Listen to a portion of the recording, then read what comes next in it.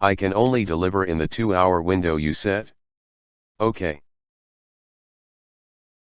Years back, I drove a truck/delivered furniture. My helper and I got along great and we worked very well together. The warehouse manager was kinda a douchebag that really got off on the power trip. He was always so serious, like he believed that you couldn't have fun at work. He instituted a 2-hour window policy for deliveries. I'm sure most of you are familiar with this now, but it was new to the company. He would create our route for us, time everything in his head and create a schedule. He would then call the customers and let them know what 2 hours we would be expected at their house. The first day the policy was in place, my partner and I kicked ass. We got so we were ahead of our window, so I called the next customer and asked if they minded if we came early. The customer was very happy that they didn't have to wait. I did that for the rest of the deliveries that day. We ended up back to the warehouse before our last delivery was even scheduled. Did we get a great job? Did we hear, maybe I messed up on the scheduling? No, we hear, you broke the rules by going to the customer's house before I said you could be there. If it happens again, you will get written up. Okay. We would start out our day busting ass.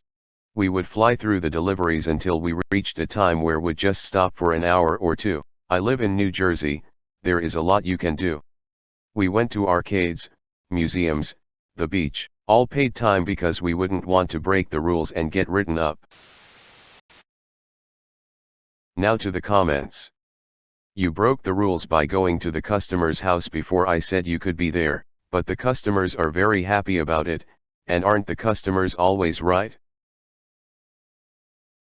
As someone who actually did the manager's job, or at least one with the same responsibilities, that line of logic just pisses me off. The drivers made a courtesy call informing their customers that early delivery was an option, had all of the customers on their route agree for early delivery, and finished their day early as a result. It's not like the drivers just showed up early. They called and asked. Any manager that refuses to recognize such a scenario as a good thing is someone who should have their route planning authority revoked. It's the difference between managing and controlling. Some people just should not be managers. If the job is getting done well, money is being made, employees are happy, and customers are happy, then a good manager should let their employees keep chugging along with minimal interference. But boss, the customer wanted us to. I thought the customer was always right, which makes you wrong to demand the contrary. The customer is always right. Unless they are contradicting a middle manager with a control fetish.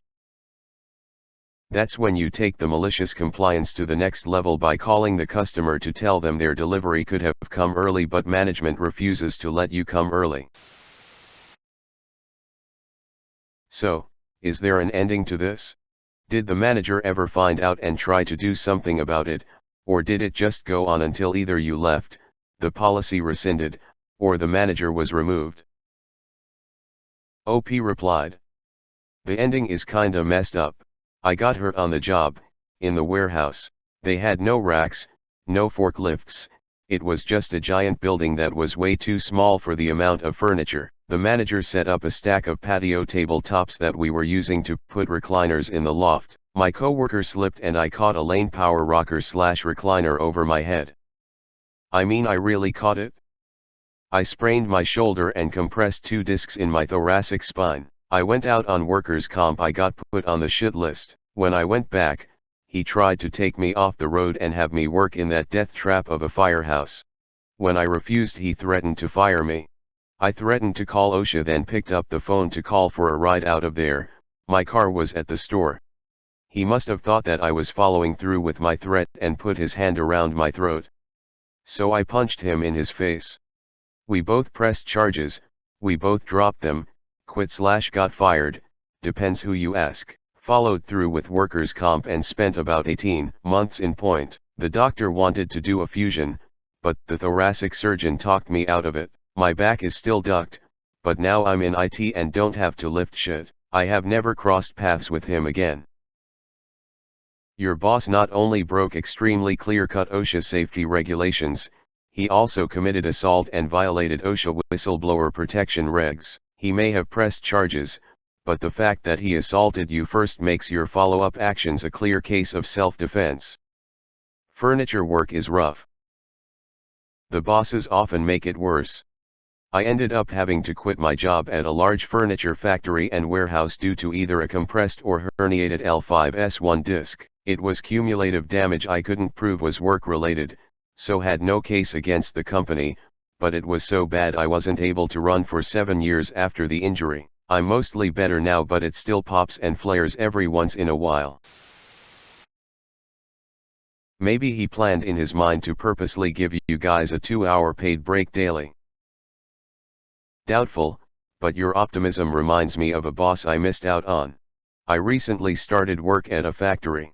Boss is great, and got their position slightly before hiring me on. Co-workers have lots of stories of the last boss that I missed out on. One complaint I hear a lot is that they would constantly schedule people for weekend overtime even though there wasn't a lot happening. Didn't matter if workload was behind or if it's caught up, weekend rotation was still in effect. New manager is much more on top of things and only schedules overtime for when we're backed up enough for it to matter. I recently learned that the factory has a 20% overtime policy. Everyone is supposed to work an average of 48 hours a week.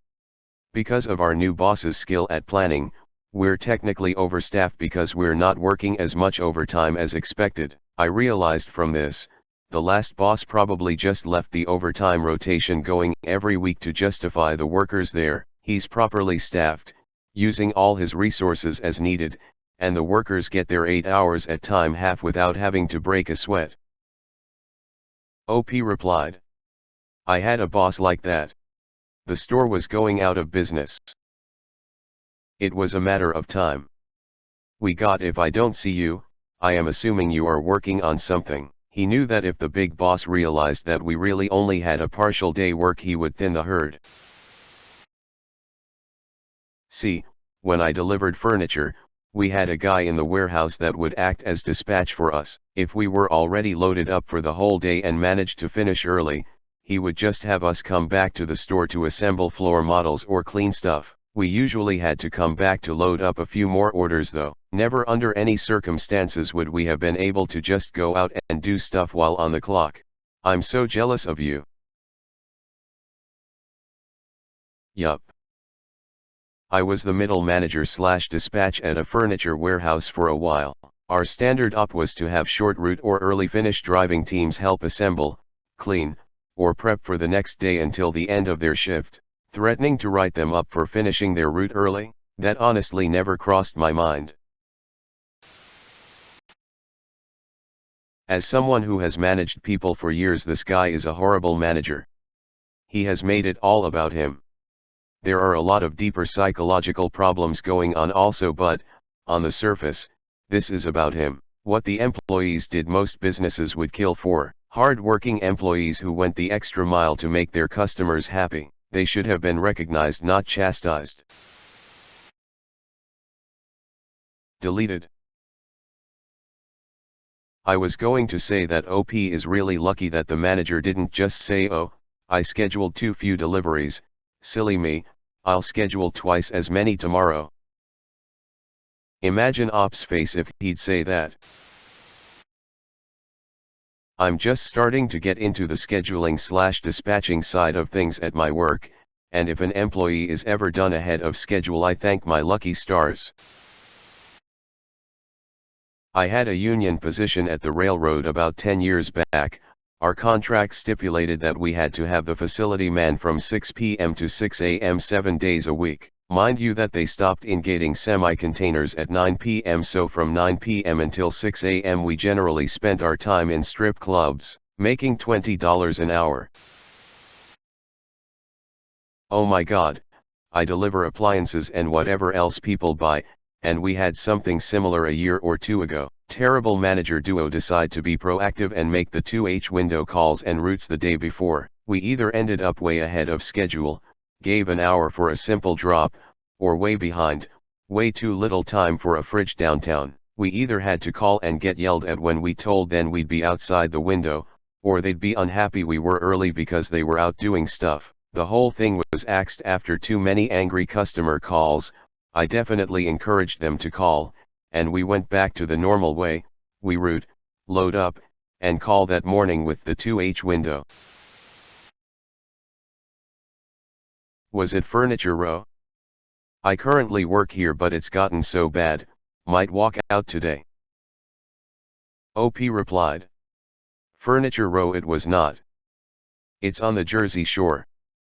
Not there anymore, but there are a couple of stores nearby with the name, but the store and warehouses are gone. It's still messed up about the boss man wanting a power trip. I work with nothing but shaky men and I struggle to work. Now I just sit back and let them do what they do since the company is changing. Sooner or later they'll shut down.